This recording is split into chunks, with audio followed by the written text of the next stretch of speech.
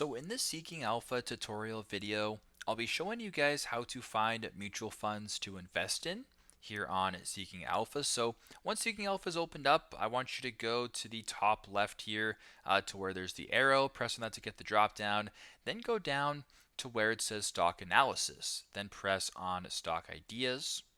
Once you're here, I want you to just go to where it says analysis right here and just scroll down to where it says mutual funds, which is right here, mutual funds, and go ahead and press on that.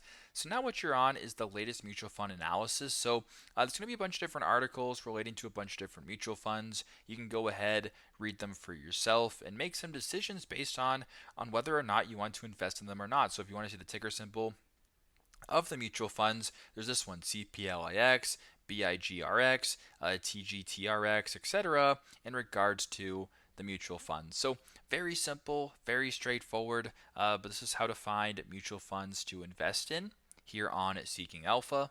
Thanks again for watching, and I hope this video helps.